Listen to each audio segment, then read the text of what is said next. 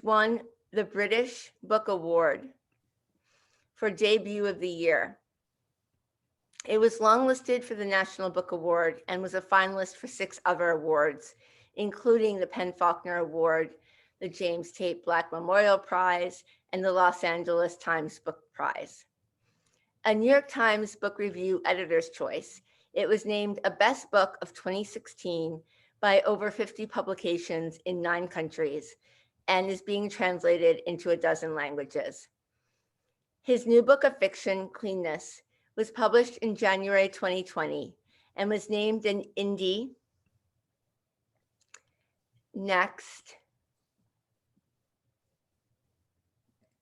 Selection and a New York Times Book Review Editor's Choice. A 2020 Guggenheim Fellow, he is the recent winner of the Harold D. Vursell Memorial Award given by the American Academy of Arts and Letters in recognition of the quality of his prose. I read Garth Greenwell's stunning debut novel, What Belongs to You, between the publication of the first New York Times review and the second New York Times review. I stayed up all night to finish the book in one sitting. Not since Proust have I read a more accurate, achingly beautiful depiction of desire. As soon as I was finished, I texted Alex Dimitrov to ask him for Garth's email address, and I wrote to him the next day to ask him to read at the center. I am so happy that Zoom has finally made this reading possible. His new book of prose, Cleanness, has the same hypnotic, engrossing quality. And for those of you who have not yet read it, I urge you to block off enough time because you will not want to put the book down. A master of language, mood, tone, and most importantly, the psychological portraits of his characters, Greenwell is one of the finest prose writers crafting sentences today. In a year where we have all had to confront the fragility of life and how transient health, safety, and happiness are, Greenwell's work is particularly resonant. Colm Tobin, in his review of Cleanness in the New York Times, writes, quote, "Language becomes a way of holding experience close before it dissolves in your hand. Some of the scenes in the book, such as when the narrator watches a boy on a train, have the aura of beautifully rich film, something captured with meticulous attention to every shift of light and atmosphere. These scenes are created with a great moody melancholy, the narrator fully aware of how soon they will be over and how they must be secured before they crumble. You are in for such a treat. Please help me welcome Garth Greenwell." Oh, thank you so much. Thank you for that beautiful introduction. I don't think I knew that Alex Dimitrov was the one who put us in contact. Alex, of course, was born in Bulgaria, and I first got in touch with him because some of my students in Bulgaria were reading some of his poems, and he was so generous and spoke to them about his poems. So it makes me really happy to know that that's the point of connection. I'm really happy to be here. Thank you so much, everyone, for coming. Thank you to the Hudson Valley Writers Center, and especially to Jennifer and Sophia for having me. And I want to say it's a real honor to read with Mark Doty, who has been one of my heroes for decades. In fact, I was remembering the very first essay I wrote after dropping out of music school and becoming a literature major was on Mark Doty. So it's kind of wonderful for me more than 20 years later to get to share this evening with you. So I'm going to read 3 short sections from a long chapter from Cleanness. The chapter is called Decent People, and it's set in 2013 in Sofia, Bulgaria. And in the spring of 2013, there were extraordinary street protests in Sofia. Night after night, tens of thousands of people gathered in the center and walked together around the city center, protesting against a corrupt government. The narrator of the story and of the book, Cleanness, has taught in Sofia for 4 years. He's a high school teacher. He's leaving in a few weeks, and he's been following the protests on the television and in the news, but he's decided to come and be part of them at least once. He's surprised by the atmosphere, which is not one of anger, but instead one of joy. There's a feeling of hope and of celebration. And he sees at one point, so the fact that I'm taking this long chapter and reading 3 sections means I'm going to have to give you a little bit of narrative stitching before each of the short sections I'm going to read.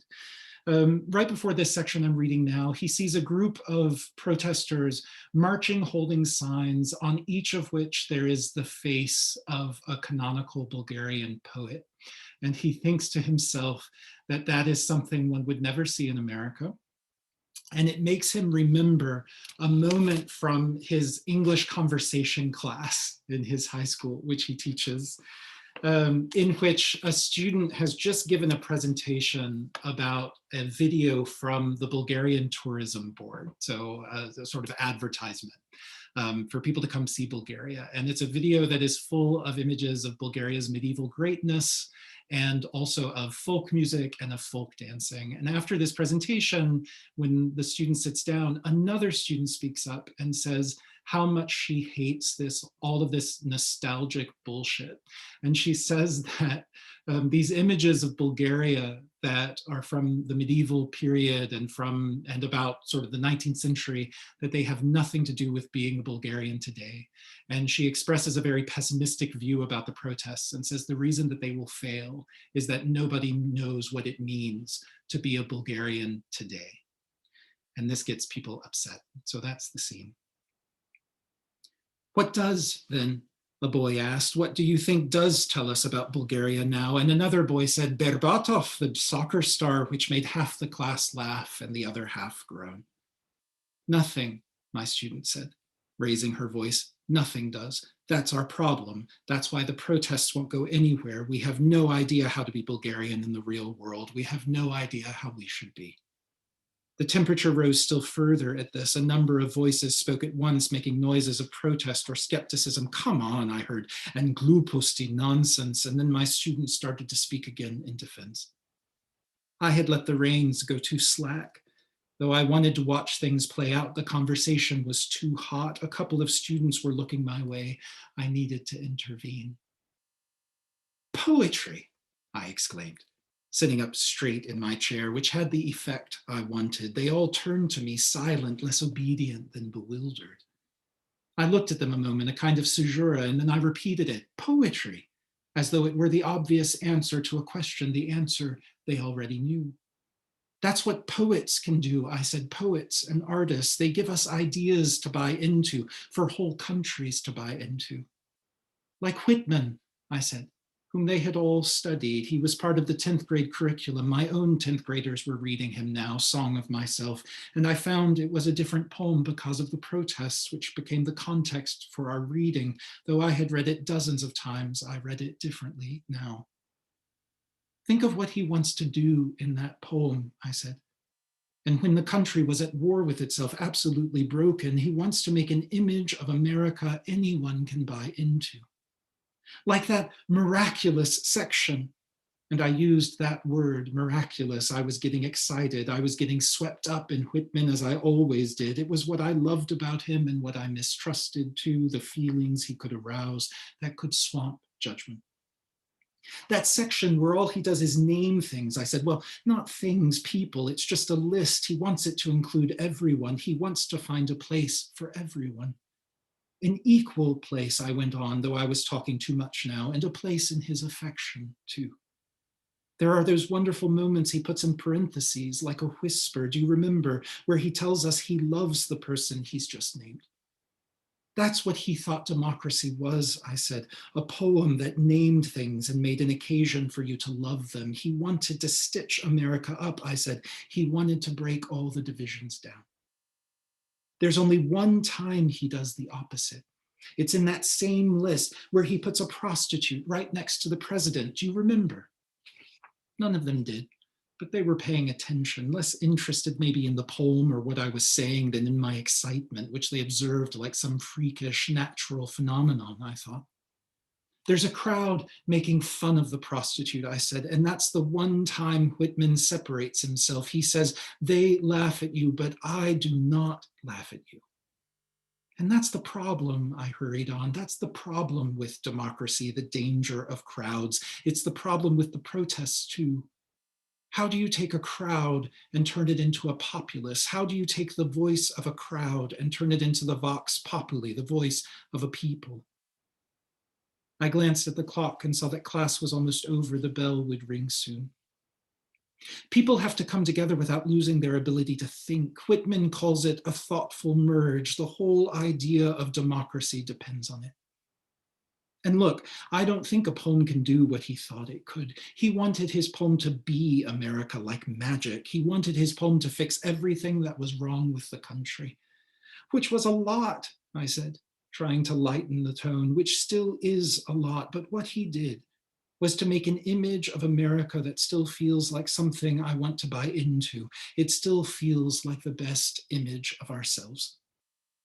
I stopped then, not knowing how to go on, and I was grateful when the bell rang. It let me raise my voice and say, "So go be poets," which released them from my overheated feeling and gave them permission to laugh. So as the narrator walks with this joyful community that feels like a celebration of democracy, and it's a very beautiful spring evening in Sofia and night is falling, he runs into one of his students, a character named Im. I have a terrible, ridiculous affectation of not naming my characters, but just giving them initials. So this woman's name is Im. And night falls, and then the mood of the protest starts to change as they turn from one of the big boulevards onto a small street. And Im explains to the narrator that each night they've passed by the headquarters of the Socialist Party, and there's a socialist prime minister. And so this is a focus of the crowd's protest and anger. We were packed together now, barely moving, though I still felt the impulse to move, the impulse of the crowd behind me. We were pinned in, almost brushing shoulders with the people beside us, and I felt Im draw closer to me. We inched forward, and then the noise began again just in front of us, and everyone around me started shouting as they turned to face a long building of concrete and glass, 5 or 6 stories high. Only the sculpture in front of it marked it out. I had passed it before without paying much attention to the building it adorned. It showed 7 or 8 figures in battle, some taking aim with rifles, others cradling falling comrades, the whole dominated by a large stylized figure of a woman on one knee, her arm flung forward, the fingers outstretched in a gesture that had always seemed moving to me, more moving now that she was outlined by the single lit window of a convenience store behind her. The march had come to a standstill. People were yelling "Cerveni Bokluzzi," red trash, again and again as they shook their fists. Suddenly, a man standing right beside me sounded his air horn. "Jesus," I must have said, covering my ear and shaking my head a little like an animal, and Im looked up at me, concerned. The mood was changing as the chant broke down and became something less coed and more animalistic, hisses and boos. And then I felt the pressure to move again, not in the same direction as before, but toward the building and the line of police guarding it. The police felt it too, that pressure. They came to attention, lifting their shields an inch or two and locking them in place. I said something then, "This could be bad," or something to that effect, and I felt Im's hand on my arm, though she couldn't have heard what I said. There was too much noise, and anyway, I had whispered it. I was saying it mostly to myself. Points of red light were tracing patterns on the building's concrete facade. People had brought laser pointers, which were harmless, of course, and also sinister.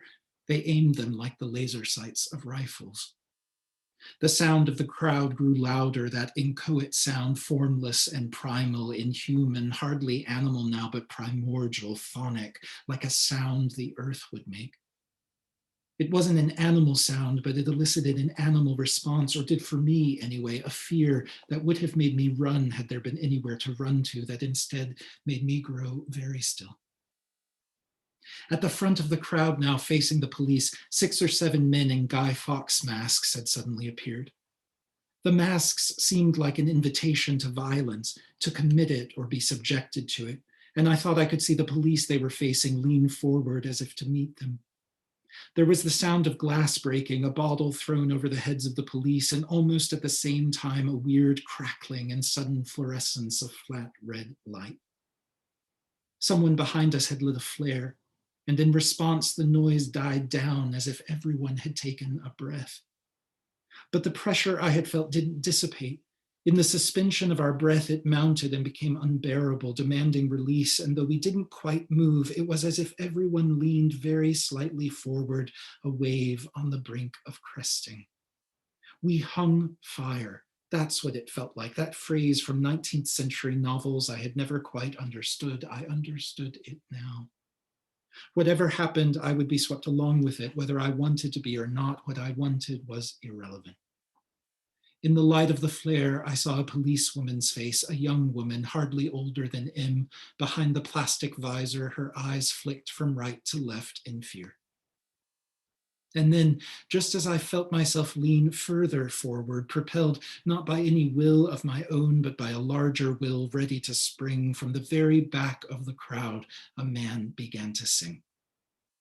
Immediately, other voices joined him. Soon everyone was singing the national anthem, which is restrained and minor key, as much mournful as celebratory, nothing like my own country's anthem.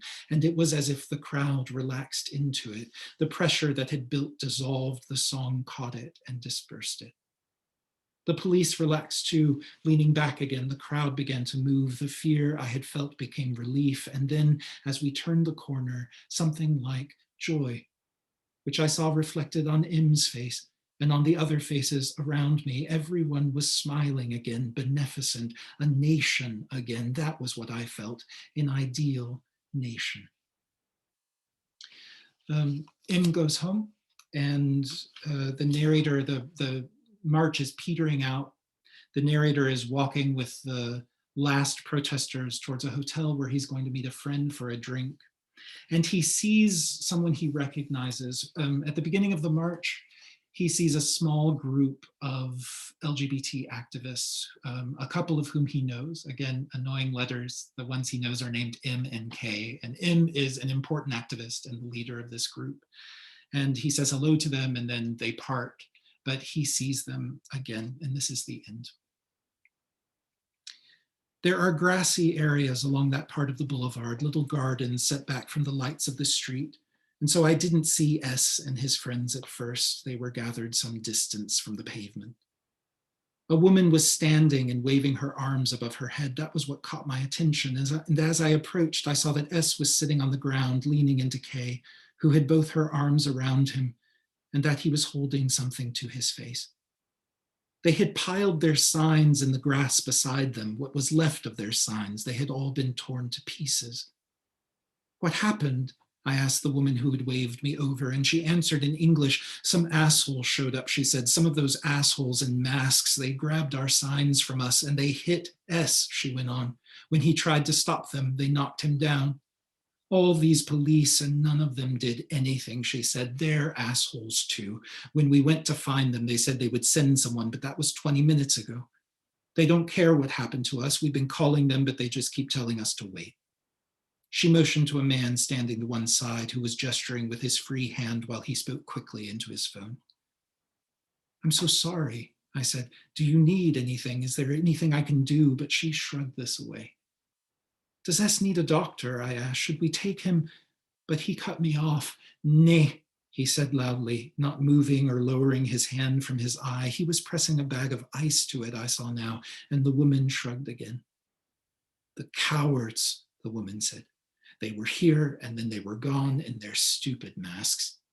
And what they said to us, they told us we were spreading trash. There are children here, they said. They said we were being, and she paused, looking at the others as she said, bezsramni, shameless. Indecent, Kay said then. They said we were indecent. They called us dirty queers. She spoke quietly, despite the noise of the protest. She spoke without anger or any trace of emotion. They're fucking liars, S said, pulling away from Kay to sit upright, though she kept one arm around him. He lowered the bag from his eye, but in the dark, I couldn't tell how bad it was, whether he was really hurt. Obedi nenisme, he said, quoting one of their slogans, but we're not united. They don't want to be united with us. It's all the same, he said, all this work, and it's always the same. No, Kay said in her calm voice, no, that's not true. You know that's not true, but he snapped at her. He pulled away and said angrily, it is true, it is true. He had been sitting with his legs stretched out, but now he pulled his knees to his chest and wrapped his arms around them. I'm so stupid, he said. I thought it would be different here. I thought these were the good people, the better people. They say they hate the Nazis from Ataka, but they're all the same. To us, they're all the same. They hate us, he said, speaking more loudly now. They hate us. I don't understand it, but they'll always hate us. I hate them too, he said. They'll never change. I hate this fucking country. Mrazyavi, he said then, louder still, I hate you. He was speaking to the protesters now, the last of them passing by on the boulevard. Mrazyavi, Mrazyavi, each time saying it more loudly and angrily, so that people began to look our way. It made me nervous, and the others too. Everyone moved just slightly toward one another. But none of the marchers stopped. They looked at us a moment and then looked away.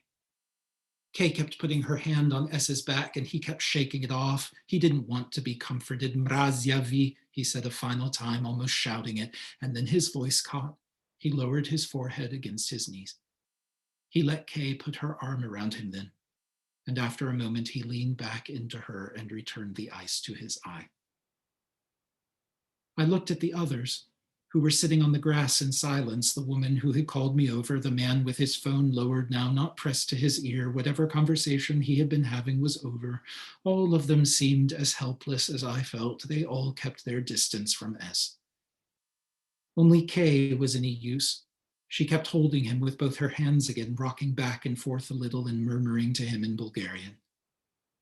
The protesters had passed and the street was quiet, but I couldn't make out what she was telling him. Whatever she was saying was having an effect. S was calmer now. Finally, the man with the telephone spoke. They're coming, he said, meaning the police. They say we should wait for them. They'll be here soon. That's what they said 20 minutes ago, someone said. And the man shrugged and then sat down, leaving me the only one on my feet. I felt my phone buzz in my pocket, my friend again, probably wondering where I was, but I ignored it. I looked at S and K huddled together and then at the street. Volunteers were cleaning up after the last protesters, a man and a woman, each with a broom and dust pail, each sweeping one side of the boulevard, collecting plastic bottles and bits of paper where they had gathered at the curb, the occasional discarded flag. And when their bins were full, they carried them to a second woman who stood between them, holding a large garbage bag open. I wondered if they were the same people I had seen before, whether their entire protest consisted of cleaning up that gesture Im had been so proud of, leaving the city better than they had found it, leaving it pristine. My phone buzzed again, but I didn't want to meet my friend now. I would write him soon to say I wasn't coming or not for a while. It was pointless for me to stick around. I couldn't do anything to help. I wasn't any help at all. But I let my bag drop to the grass anyway. I sat down with them to wait. Thank you.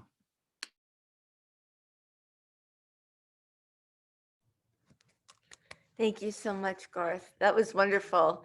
And it was great to hear the Whitman that will connect to Mark's reading. Wonderful. Let's see. Let's just make sure that everyone stays on mute while we're doing the readings. Thank you so much. Praised by the New York Times for his dazzling, tactile grasp of the world, Mark Doty is a renowned author of both poetry and prose. He's the author of 3 memoirs, the New York Times bestselling Dog Years, Firebird, and Heaven's Coast, as well as a book about craft and criticism, The Art of Description, World into Word, part of the popular Art of series published by Grey Wolf. His most recent book is a memoir that centers on his poetic relationship with Walt Whitman, entitled What is the Grass? Norton 2020. He is the author of 9 books of poetry, most recently Deep Lane from Norton. Fire to Fire, New and Selected Poems was published in 2008 and won the National Book Award. Doty is the first American poet to have won Great Britain's T.S. Eliot Prize for My Alexandria in 1993, which also received both the Los Angeles Times Book Prize and the National Book Critics Circle Award. He has received 2 NEA fellowships, a Guggenheim, a Writing Writers Award, and the Witter Byner Prize. As an award citation for the last of these, Mark Doty's poems extend the range of the American lyric.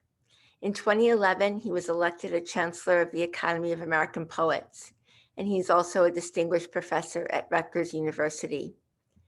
Mark Doty has been one of my favorite poets since I was in college.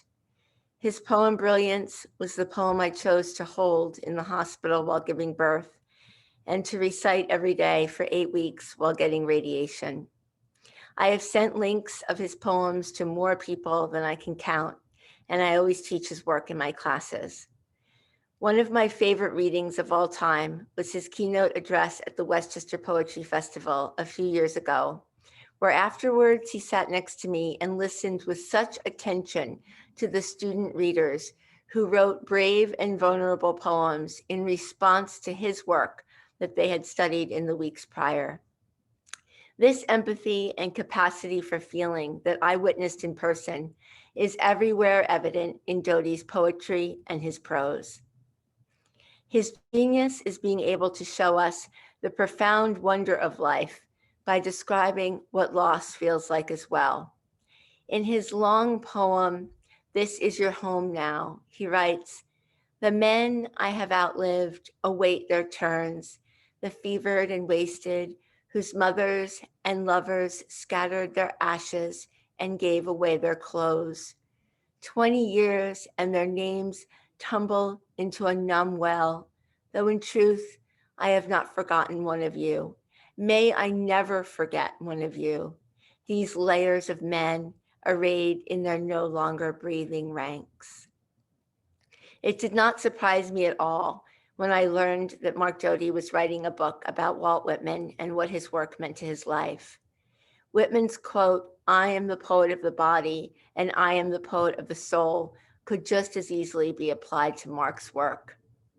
In What is the Grass, Doty blends biography, criticism, and memoir to animate and reacquaint us with Whitman and his Leaves of Grass, tracing the links between his own experiences and that unique American poet's work and life. The New York Times Book Review calls it an incisive personal meditation.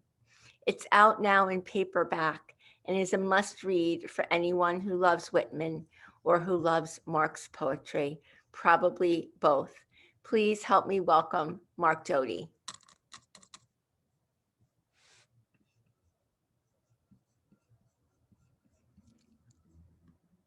What? Wait a second, you have to unmute.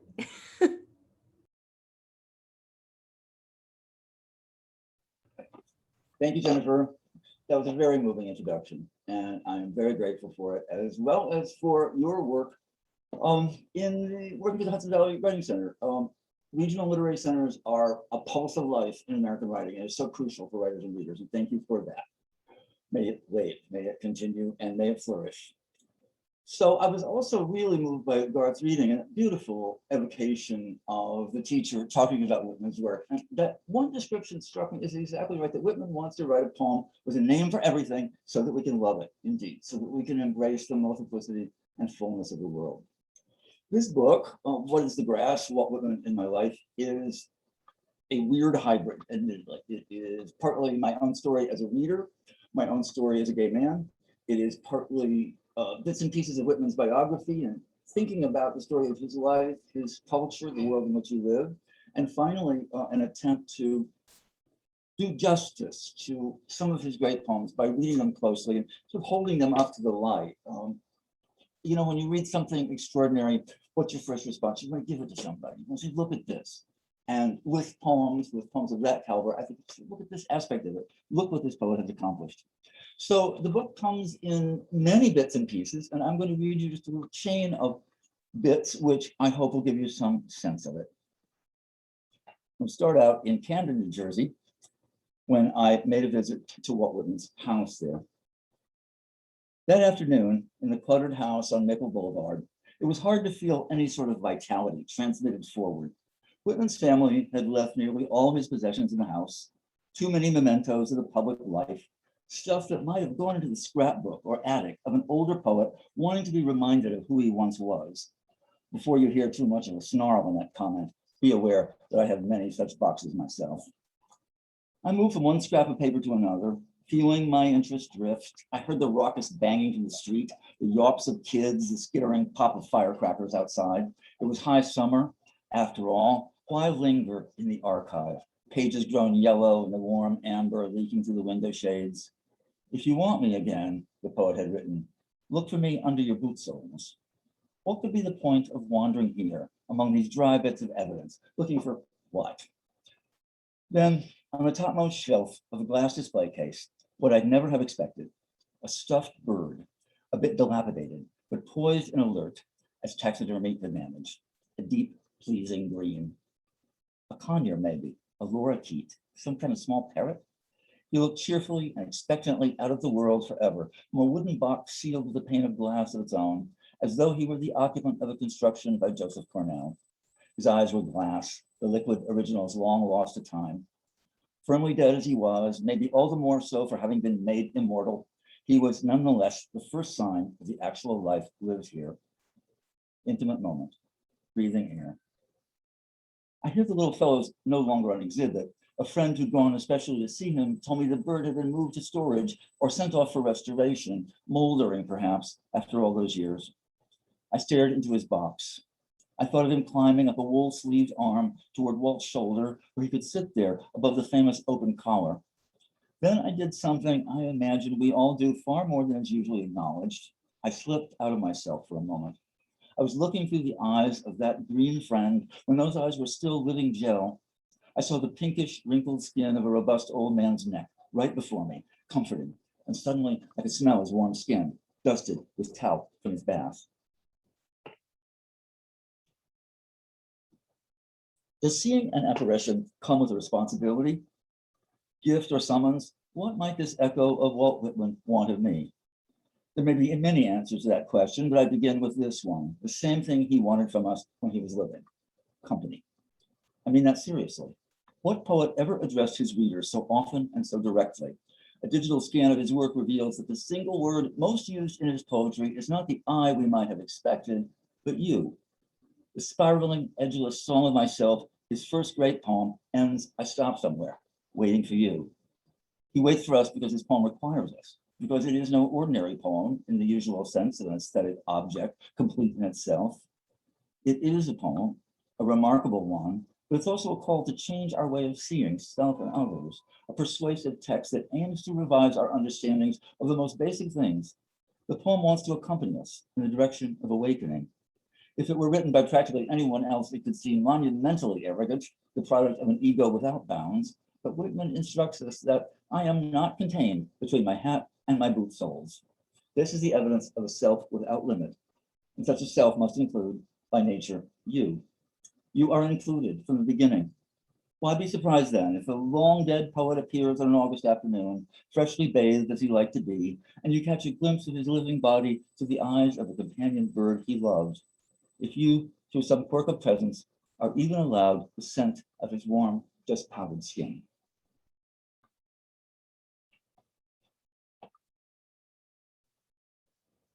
When Walt Whitman walked through Brooklyn Heights, a sharp-aired morning, say, in the newly minted spring of 1855, headed toward the printing office of his friend, Andrew Rome, did he know what he was carrying?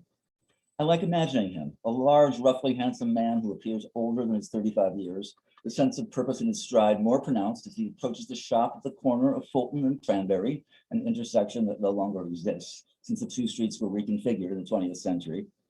I picture a portfolio under his arm, pasteboard sides covered in cloth like the green binding he'd choose for his first edition, a ribbon closure tied to keep the pages in place. Around him, the traffic of shoppers and delivery men, errand boys, a few finer carriages, horse carts clattery and pleasingly fragrant, vendors' voices darting between the open spaces and each other's repetitive declarations of what's for sale. Brooklyn brisk with possibility, sky rents a powdery blue. Adventurous little wind from the harbor, a chill still lingering on the shaded side of the street. Ordinary business, the world as it constructs itself day after day, streaming by.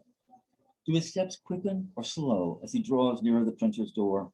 Some acquaintance greets him as he passes, but the poet barely notices his attention is fixed on the brink on which he's poised, the condition of about to become himself. In a moment, a wave of potential, the expansive, dreaming overflow of his text will crash against the marble threshold and begin to become a singular fact, his dreamed of, longed for book. When I was 25, I went to a writers' conference, my first on the California coast, at an Edenic Santa Cruz campus of yellow grassland pouring down the slopes to the sea. There were workshops and readings and a good deal of staying up till when we could drink no more, convivial nights of long talks, mostly about our wish to become ourselves as writers, whatever that might mean, about longing, our deep desire to feel complete, real to ourselves.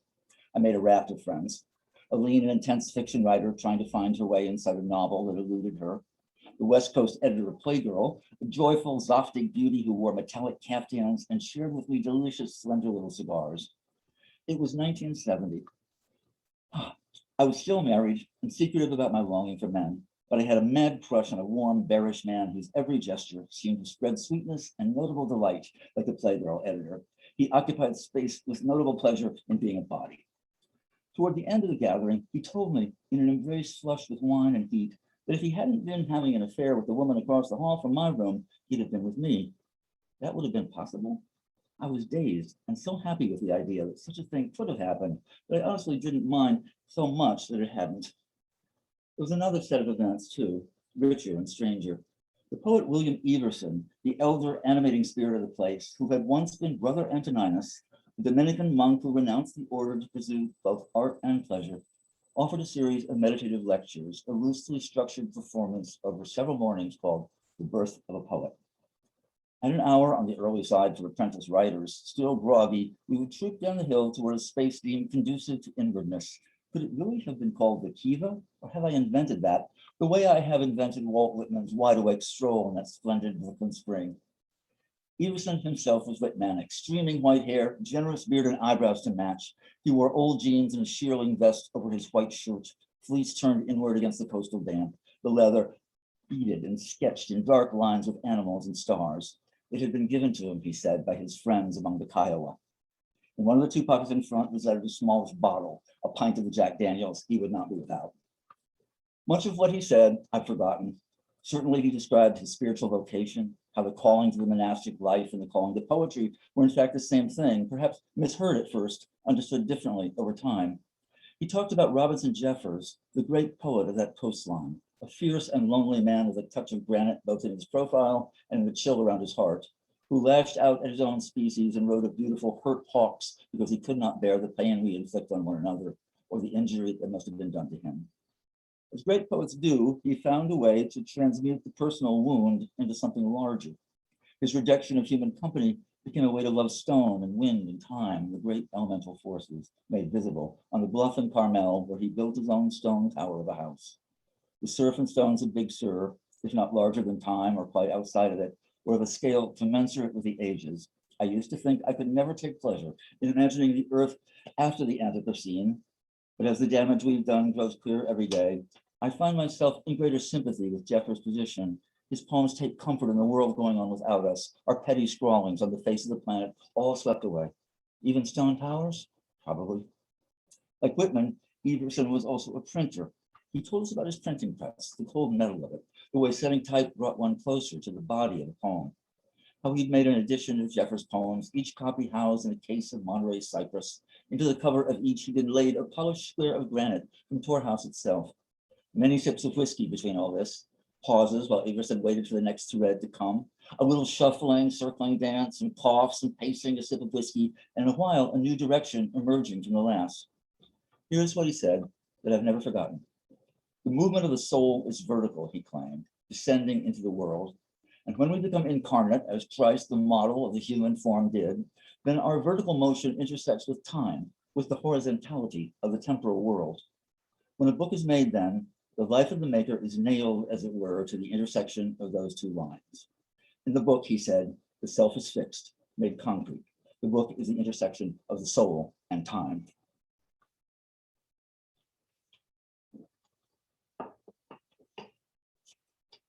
The author of Leaves of Grass had a third-grade education, if the endless recitation of drills that comprised Brooklyn public schooling in the 1830s could be called that.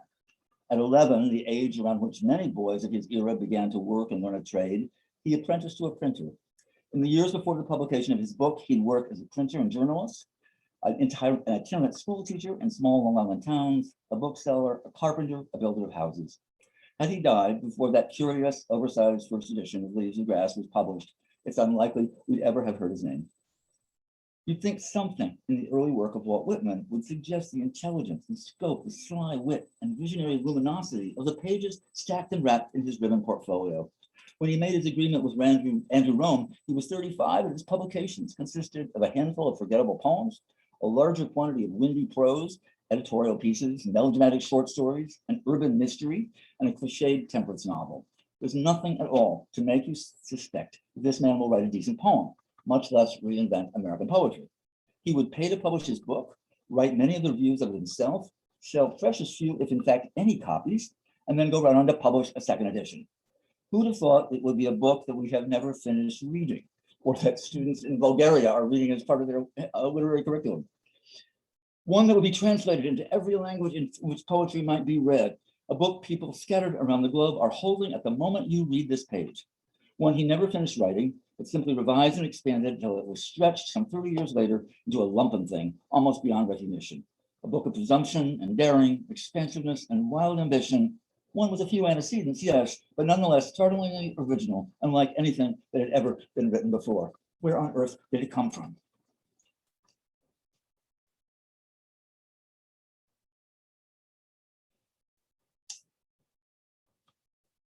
The book opens, first poem and first book of song myself. It begins famously, I celebrate myself, and what I shall assume, you shall assume, for every atom belonging to me as good belongs to you. I celebrate myself. Celebrate in mid-19th century usage meant not to have a party, but to celebrate in the sense that the priest celebrates the mass, that one celebrates the marriage, you can perform an action of importance. Who is this man to celebrate himself? From its very beginning, the poem asks us to take up the question of who this I might be. The first sentence is so direct and authoritative as to make it seem an article of faith, a proclamation nailed to the poem's door. A thesis statement is a risky place to start anything other than a brief essay for English 1, a poem most of all, but Whitman emblazes one of the poem's guiding principles right at the start. He wants us to know this is no ordinary poem, not a lyrical evocation of feeling, not an account of an experience leading to an epiphany, not a moral lesson or a hymn of praise, though it will contain all those things. The model of Song Myself is rhetorical and oratorical. A principle has been stated, and thus the poem has set up the work ahead of it to convince us that this axiom is true. Now, which is more off-putting? Praising yourself in the first poem of your first book, or beginning it with a one-sentence distillation of your theme? What I shall assume, you shall assume, seems almost peremptory at first. Who dares to dismiss our difference and say we'll play along, accepting, even if just for the duration of the poem, his notions? This is the first instance of Whitman's most seductive gesture.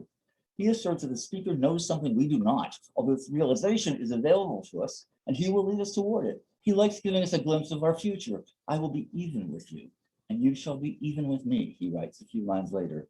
And then a page later, this remarkable promise, stop this day and night with me, and you shall possess the secret of all poems. There are readers who don't want to be told what will happen to them, who resist being included in this way, or dislike the idea of being subsumed in a larger collective self for which this voice seems to speak. But for many others, and perhaps especially for those whose sense of self has been compromised by bias, who have been told they are not of value, this voice has a great compelling power, tantalizing and compelling. The writer seems to know we are here, not as a collective gaze, but as I, or you and you. The poem feels spoken to each of us in particular and has a quality of inevitability about it.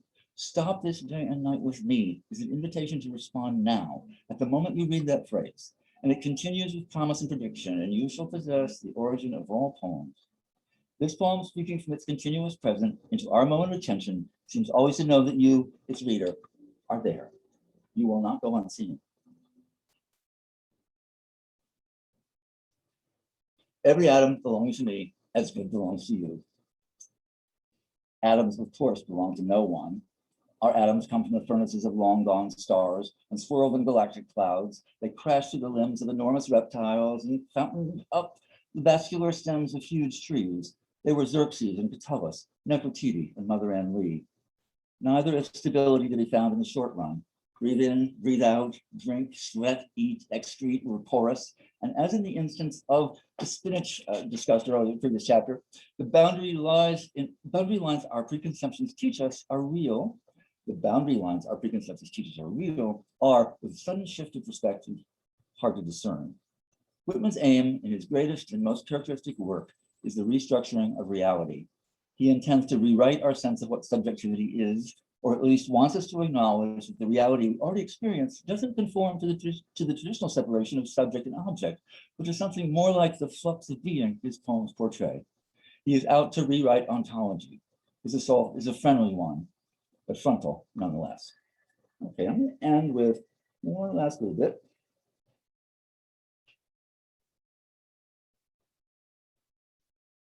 This is Whitman in his great sequence for Cleanness, which is his most forthrightly direct evocation of same-sex love. And it's a remarkable poem. It simply seemed to disappear for its audience. A few people found it and recognized themselves in it, but any outcry about Whitman's work in his own time was actually because he was just too frank about heterosexual intercourse and people didn't like it. So it was as if the portrayal of same-sex love in the poem was invisible to its audience. And it's hard to imagine writing a poem like that, speaking to an audience that doesn't exist, talking about a subject that isn't named, and yet doing so with such passion and such elegance, really, of attention. There's a remarkable moment in which the poet rejects his own work. And I know of nothing like this in literature. I know nothing like this in poetry, really. Here we go. It's just one little bit. This is Cleanness 8, sorry. It's probably 25, 30 poems in the sequence. Long I thought that knowledge alone would suffice me. Oh, if I could but obtain knowledge, then my lands engrossed me. Lands of the prairies, Ohio's land, the southern savannas engrossed me. For them I would live, I would be their order. Then I met the examples of the old and new heroes.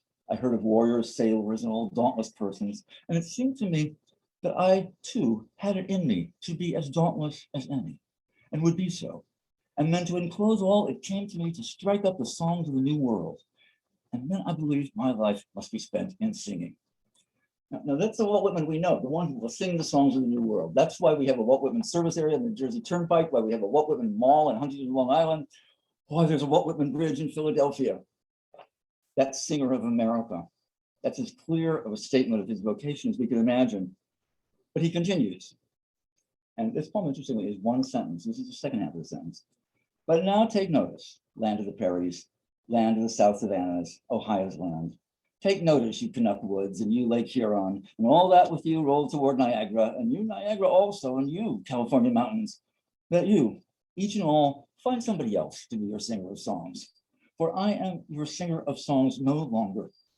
One who loves me is jealous of me, and withdraws me from all but love. With the rest I dispense.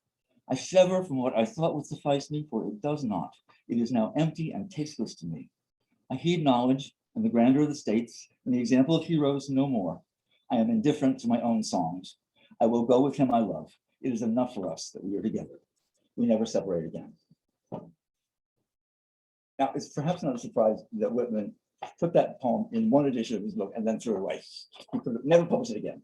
And he had to, because he was rejecting his own work and the project of his own work there. And yet, how beautifully expressed is that desire to turn away from everything but the companionship of one person, the joy he finds in the other. A remarkable affirmation of his time and an affirmation that goes on ringing toward us now. I'll stop there. Thank you. Thanks so much. Thank you so much, Mark and Garth. What an incredible night to hear the two of you reading together. This is really special. We have some questions in the chat. If we can have both of you unmute. One thing I know is that our short fiction teacher, Beth Hahn, and her class wanted to be here tonight, but they're in class right now. So they will be watching this tonight later or tomorrow. And they are very interested in knowing how you decide when a piece is ready for publication, when you feel like you can let it go and see editors, see the world. Garth, you want to start? So, I mean, there are two compelling accounts I know about how to know when a piece of work is finished, when a poem is finished. One of them is Yeats, who said that when he knew a poem was finished, when he had a sensation like that of a box clicking shut. The other one is Valérie, who says a poem is never finished, only abandoned. Both of those feel to a certain extent true to me. You know, there's no formula, there's no objectively verifiable sort of way of testing when a work is finished. I guess I feel like the only knowledge an artist can trust is finally pleasure. That really the only thing we can know about our work is the pleasure it gives us. And that really the education of an artist is to try to cultivate one's sensibility in such a way that what gives one pleasure can be a reliable form of knowledge, and also to cultivate a very complicated sense of pleasure, a sense of pleasure that can encompass difficulty and suffering and the staring into the abyss that is, for me, the primary part of making art. And so at a certain point, you know, I guess I feel my sense of pleasure detaching from a piece of work, and or I feel like I've made it as good as I can make it. And my great good fortune as a writer is that I have an editor who I think is brilliant and often can see my work more perfectly than I can, and whom I can trust to sort of give me a second opinion about whether a piece is ready for the world or not. It's a very subtle and wonderful description of pleasure. I'm thinking about the pleasure of accepting the fact that what you have made will never be commensurate with your ambitions or what you wish it could be. And so that sort of adjustment that takes place there. For me, the click of the lid on a well-made box comes as the pieces of experience that are examined in the poems, the things that come to bear on the text are all there. And suddenly there's a feeling that instead of being a bunch of construction materials, they become a structure, that they make a kind of house, a room you can walk into. That doesn't mean the polish has happened, but it means you've made something that has an architecture, and the architecture is palpable. You can enter it. Then comes a long period, an indefinitely long period of revising and polishing and improving the rooms, you know?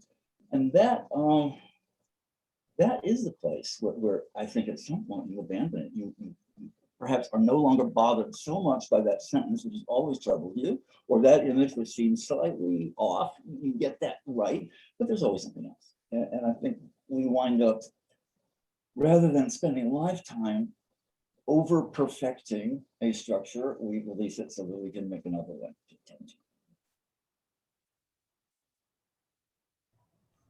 Thank you. Those were really great answers. And Garth, I love that idea of pleasure. The work giving one pleasure, and that can be a form of knowledge. I'm going to tell my poetry students that this week if they're not here right now. Sophia, do you have a question to ask? Yes. So tonight it was Walt Whitman's kind of revolutionary use of the you, of the second person. His relationship to the reader was quite extraordinary. And as two authors who have been quite heavily influenced by Walt Whitman, I'm wondering how his relationship to the you of the text has influenced your own relationship to the reader. You know, I think of that second person as being a mode of intimacy. If I am addressing a you, whether I think that you is a version of myself or it's sort of an empty chair in which any person might come and sit while they're being addressed, we're in one intimate space together. We are face to face. There is no shouting. There is a conversation. There's space to ask questions. There's time to think, time to explore. And it's a very different thing than giving a kind of public address to the world at large. So to my mind, that's the real gift of the second person, is that sense of connection and intimacy. I always think about the way Whitman essentially did not have an audience, and he calls it into being by speaking in that intimate voice, by waiting, stopping somewhere waiting for you. It worked. You know, look at the troves of readers that have come to him over the decades and find themselves deeply allegiant to that work. And it comes from having written something addressed to someone who wasn't there yet. And it's enormously moving. So in a way, I think the ideal listener for the poem is someone who will come along eventually, who wants to know you, the speaker, who wants to enter into the poem, and will have patience and forbearance in seeing what you didn't get right and trying to hear for what you did.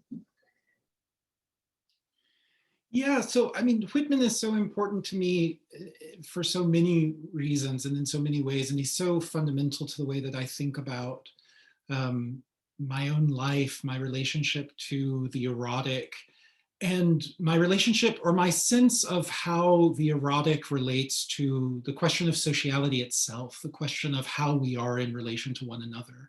And it seems to me that Whitman has a very prominent place in a long series of queer thinkers that extends from Socrates through someone like Adrienne Rich to someone like Tim Dean, who see in the erotic the foundation of sociality itself, that all of our ways of relating to one another, all of our senses of politics, all of the ways in which we try to sort of build durable structures of our lives, that these are rooted in the erotic broadly conceived, not just sexual, but importantly sexual, but that part of us that yearns, that sense of the erotic in that sense, the part of us that yearns for various objects.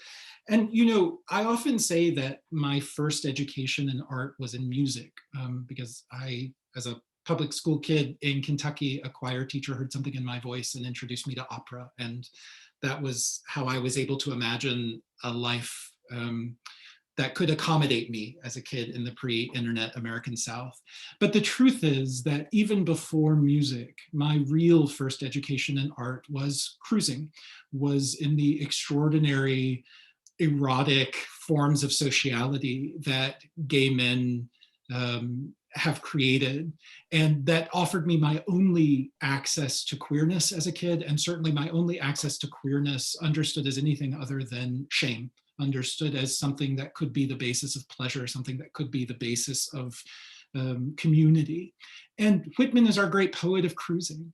And the way that Whitman gorgeously disarticulates a sense of love and of a kind of infinite human value that inheres in love from duration and from any visible durability of sociality. The way that he can say, I am seeing you for this moment, for this instant, and we will part and never see each other again. And in this instant is all human value. That to me was radical. I mean, it allowed me to bestow a kind of dignity on my own life. And so, you know, those are a couple of ways in which I think Whitman's influence is really deep in the DNA of my work. What you say about cruising as a source of self-presentation seems so important. Why on earth do all these little gay boys grow up to be window designers and makeup artists and stylists and fashion designers? Because it's the act of making a self, of showing a self to the world and finding that so it can be found lovable, so it can be found accessible in some way that's otherwise hidden. Along those same lines, could each of you tell us a little bit about other influences, early influences on your writing, other than Whitman? And Garth, you were trained in poetry, right, before you became a novelist. So maybe you can both talk about poetry and influences that you've had on your work early and presently. Sure. Yeah. I mean, poetry is much more important to me than prose. I mean, I spent, I still think that sort of novel writing is a degraded art in relation to poetry. But as I was saying, my first sort of formal education in art was as a musician and as a singer. And that is really fundamental to the way that I write.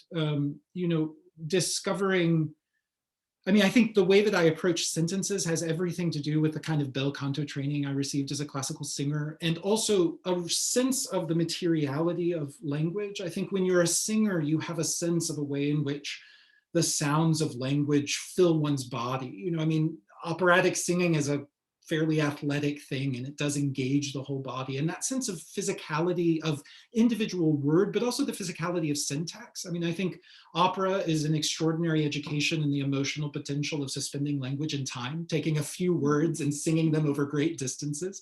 And that's something that I think I'm interested in the kind of my interest in the expansive possibilities of English syntax. And then after music, I apprenticed myself to poetry for about 15 years. Poetry was everything I did. I did an MFA, and then I did half of a PhD studying poetry as a scholar. And my great teachers in poetry, I was hugely fortunate to get to work with Carl Phillips, to get to work with Jory Graham, and then especially the most important mentor for me, and to me, my vote for greatest living American writer is the poet Frank Bedard. And all of those poets are interested in questions of sociality, interested in questions of the sexual body, and also very interested in the expansive possibilities of English syntax. And so I feel enormously grateful that I got to just sort of suck all that up. And there was something really magical and mysterious to me that happened when I started writing in prose. And in some way, those tools were carried over, but in a way that made them strange to me, in a way that made them new to me, and sort of my landmarks for thinking about what syntax means in a literary work, those landmarks were gone. And so there was a sense of freedom, but also a sense of a certain equipment, a certain technology that I could put to work on the page. When you say that, it occurs to me that Frank Bedard is the poet whose influence I would see in your novels, because of that sort of scalpel-like dissection of motivation, of sexuality, of really looking so profoundly into every gesture. He is a poet of such scrupulous attention to human behavior and unflinching. Yeah, I mean, he's the great example of bravery for me.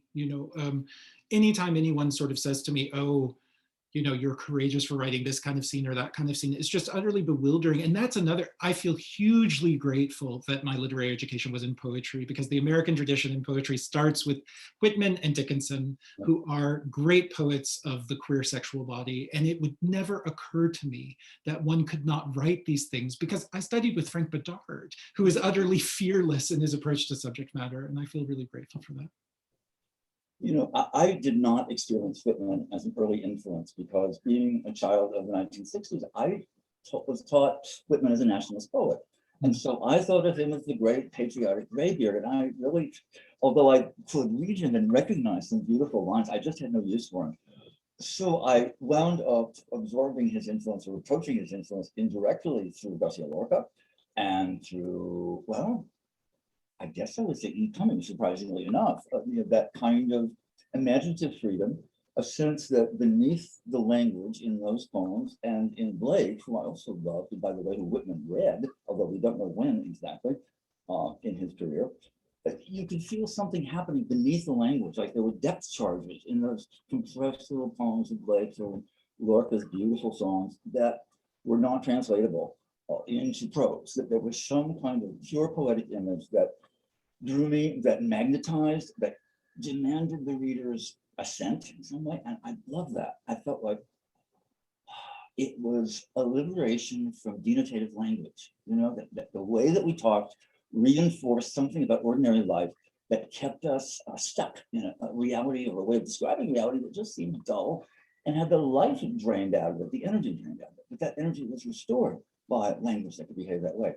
So I was just magnetized by that from the time I was maybe 16 or so, and seeking after that in surrealism and in disruption and other kinds of language that kicked up its heels and dressed differently. And I think that very conveniently also provided me with a place to hide from self-disclosure, because that kind of poetry avoided direct statement. And that at that point was really useful to me because I was terrified of being out, of being seen. It was too dangerous. So it took me a while to come around to marveling at the work of Whitman. It was really my first teaching job. I was a sabbatical replacement for a professor on leave. I was teaching American Lit and Masterworks, and the first item on the syllabus, I had not written the syllabus, it was already signed, was song myself. And my job was to teach it to freshmen and sophomores, and it was an absolute revelation. Where did this come from? How did this daring thing ever happen? Wow, that is a great story, Mark. We have a question from Jonathan Vatner, who's a wonderful novelist who teaches for us at the Hudson Valley Writer Center. It's a question for Garth. He says, please tell us about your relationship to the comma splice. I usually bristle at them, but I love them in your work. Why do you use them? And have you ever had to fight your teachers and editors for your commas? Thank you for this question. I love questions about commas. So I have lots of thoughts about comma splices. So to take the first question, which to me is a kind of deep question, I should say that anything I say about it is always back formation, that writing for me is about instinct and, as I say, this kind of libidinal urge that I try to follow. And so every story I tell about my writing is a story. It's something that I've invented, and I think it is true, plausible, but I'm not sure that it's true. So comma splices to me, they feel like they both demand and produce a kind of extraordinary energy, a kind of burst of energy. I mean, I think of it almost like splitting the atom. Like it takes energy to break it, and then it itself creates this huge amount of energy. And it's a way for me to make English syntax slightly more subtle, supple, slightly more, to sort of shake it up. The first section of What Belongs to You was published in 2011 as a novella, the very first piece of prose, creative prose I'd ever written. And if you read that, I mean, it's the same, the material is all the same, but the sentences are actually pretty strikingly different. And people sometimes talk about my syntax as Jamesian, and I am very happy to acknowledge a debt to James, who is probably the most important English language prose writer for me. But James would be horrified by my sentences now, because James is scrupulous about observing the proprieties of grammar. And that initial publication of the first section of What Belongs to You, Miku, I think in that prose, I think that is Jamesian. And when I read it now, it feels very stiff. It feels very sort of, in some ways, a slightly chill to me. And there was something magical for me when I discovered what I could do with the comma splice. And it was kind of like just taking language and just shaking it a little bit, like just slightly, not giving up hypotaxis, not giving up the sort of wonderful, brilliant syntactical formality that I love in like the great English prose writers of the 16th century. But that allows, there's a kind of expressivity, there's a kind of, a sort of emotional flair for me that happens with a comma splice. And it is for me a kind of emotional notation. And I do, so thinking about if people have resisted it, yes. I mean, sometimes people want to sort of correct my syntax. It's gotten to the point, like now they don't do that so much, but like the first story I published in the New Yorker, I mean, they really were not happy with comma splices, and they wanted me to get rid of them. And I had to sort of make a case for it. And there's a way in which, the comma splice for me, I mean, it is like this aperture in the language that allows for a kind of possibility or unexpectedness. I mean, I do think so much of what writing prose is, or what writing in sort of functional syntax is this relationship between freedom and constraint. And like, I am fascinated by what feels to me like the pressure of syntax. It's almost like a pressure of an intelligence that is native to language itself, that comes simply from the fact that before you put down a word of a sentence, you have an enormous scope of action, an enormous freedom. With each word of a sentence you add, that freedom radically reduces, just in terms of like what part of speech can follow a different part of speech. And there is a point at which you feel an energy that feels inexorable, pushing you in one direction as you write a sentence. And then the joy, the art, the sort of erotics of writing a sentence is, do you give in to the pleasure of inevitability, or do you try to find some pleasure of escape? And for me, a comma splice allows for that sort of pleasure of escape, that aperture. Once in a public setting, I couldn't even claim to be drunk, but I made an analogy between comma splices and glory holes. And I actually think that kind of holds, that there is a way in which the sort of magic of opening up a space, that something is going to come through that hopefully will give you pleasure, that will be the spark of some kind of meaningful connection. That's what a comma splice feels like to me. So yes, people sometimes fight me on it, and I hurl down Napoleonian thunderous stets. So what about time and punctuation then? And it seems like the way that a sentence is organized and the duration of that sentence provides us with a couple of different kinds of experiences of time. One is the time it takes to read it, and the other is sort of imaginative time traversed inside the sentence. So that's another set of considerations that's creating energy or making something else happen. It's a very complicated thing, the orchestration of, say, a paragraph. I think that's right. Yeah. Oh, sorry, go on. Oh, no. Yeah, the way that you're talking about introduces another element to my mind that is dazzling to me to think about. Yet one more thing to consider in the relationship of these sentences, most of which I wind up making just sort of aesthetic choices that I'm not thinking about a whole lot. It's what sounds right in the moving forward, or what sounds dead, or just out of tune. But I start to think about a very complicated, shimmery kind of weaving in which one's paying attention to an awful lot of elements. It's amazing. Yeah, I mean, to me, so time is a really important element of composition for me in prose. And what interests me in writing novels is to try to negotiate some kind of interesting relationship, whether it's one of détente or one of antipathy, between narrative time, which I think is horizontal and moving forward, and then lyric time, where there is a quality in the language and a quality in the sentences that wants to suspend time, that wants to, in a way, and this is to me, I mean, this is all from a poetry education. And, Ode to a Nightingale, which is the great statement of a poetics in time, and then Ode to a Grecian Urn, which is the great statement of a poetics outside of time, of suspended time. And something that excites me in the novel is to try to have access to both of those kinds of time. So to have the propulsion of narrative, and I do like that. I mean, I like something I think about the beginning of What Belongs to You. I wanted to feel like a fuse was lit, and that there was this burning fuse that you knew there was going to be an explosion, but you could take all the time in the world to get there. So you have this feeling of horizontality pulling you forward in time. And then again and again, you stop that and you inhabit these kinds of lyric, dense, sort of phenomenologically impacted moments that the prose wants to unpack. I mean, that to me is kind of an ideal of time.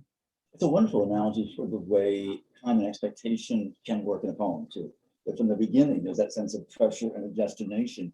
But before we get there, we're going to bloom into some moment of timelessness, which is finally going to matter a whole lot more than the destination. But the pressure of the narrative helps to get us to that place somehow. Absolutely. Well, we've settled that.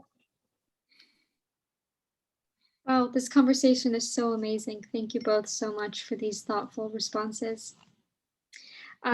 Another question, well, we're hoping to get to two more questions, the first of which is a craft question for Mark. You mentioned being taught Whitman as the patriotic poet, which I think a lot of readers would associate with his exuberant tone.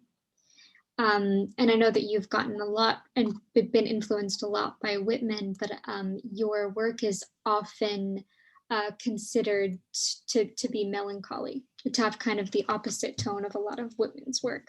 So I'm wondering if you have a comment on any kind of relationship you see between the two different tones.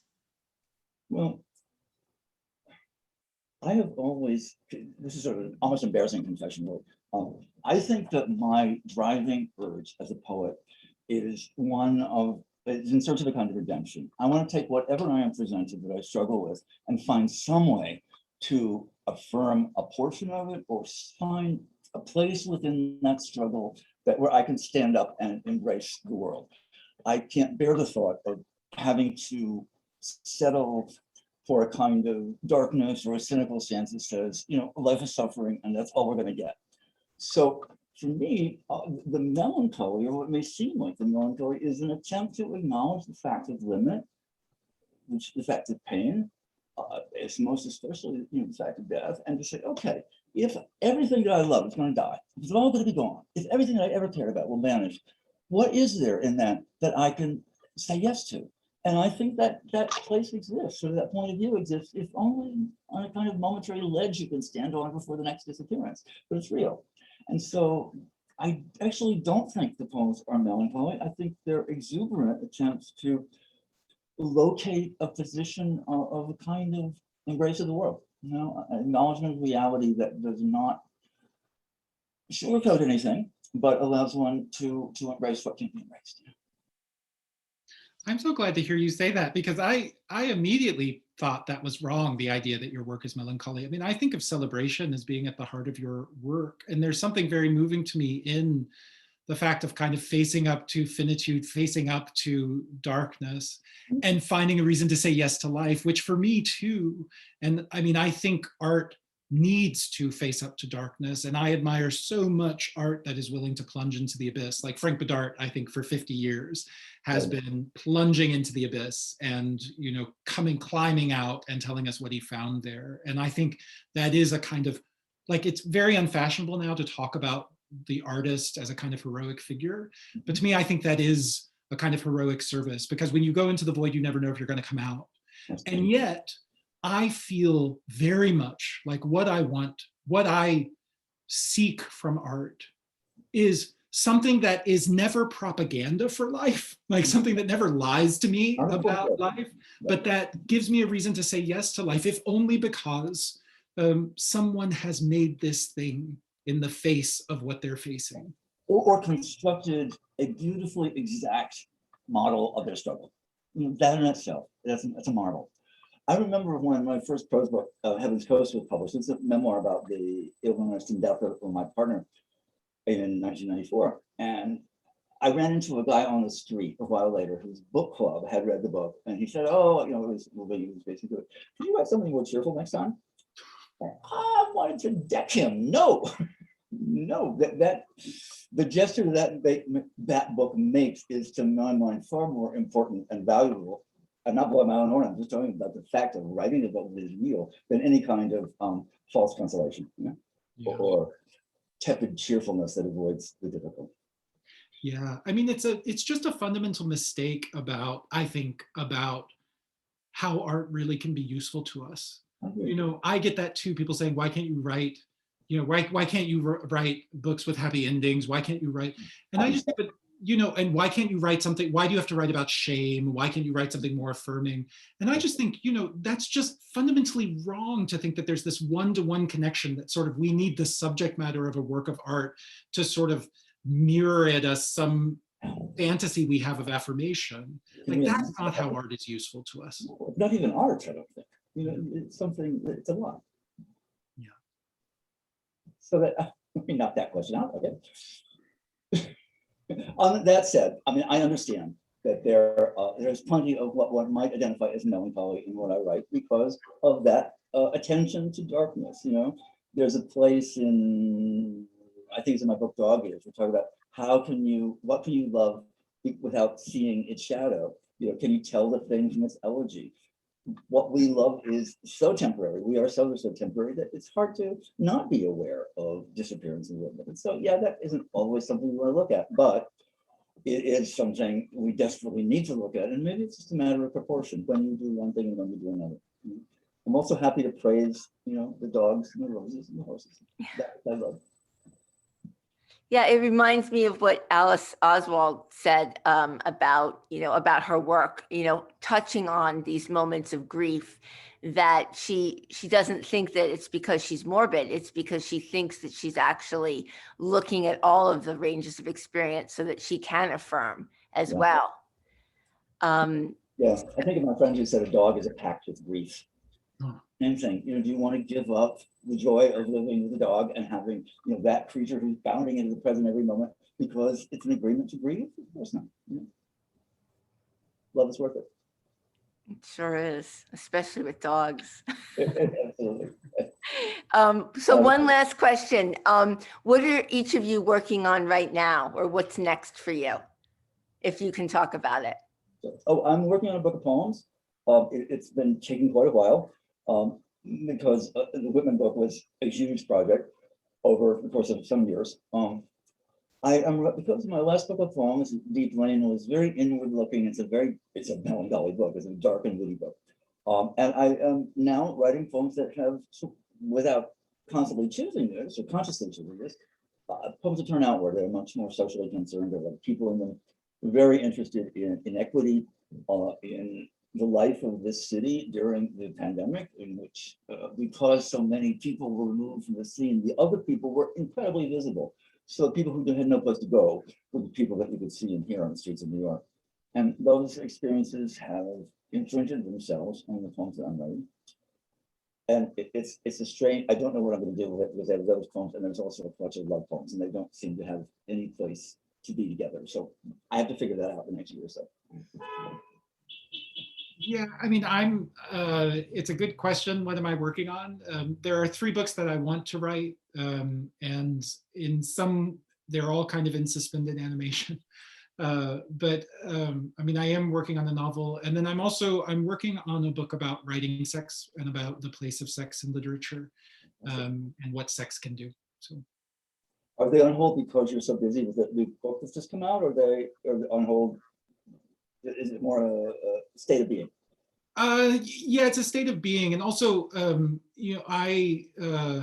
it's been a really difficult pandemic year, and it's been a year of health crises and various things, and so like teaching my classes has been kind of all I can manage. But I finished teaching in 3 weeks, and then I have at least a year without teaching, and I'm hoping to just write as hard as I can. My last class is on Monday, and I don't go back until next January. So those poems are going to be attended to. Right? Oh, well, that's great. So you both have a lot of writing time on your horizon, and you're vaccinated. So we are looking forward to reading what's next from both of you. Thank you so much for this reading and for this conversation. It was truly incredible to have your work side by side. And Garth, thank you for picking parts that really spoke to the Whitman theme of tonight. So that was also incredible. Thank you so much. And I know that a lot of people are going to watch this as a recording. So they will learn a lot in this craft talk that you have given in the Q&A. Thank you all. Thank you. Thank you to our audience. Thank you, Sophia. Thank you to our board. Thank you, Jesse. Thank you, Jonathan, for the great question on the comma splice. Yes, thank you.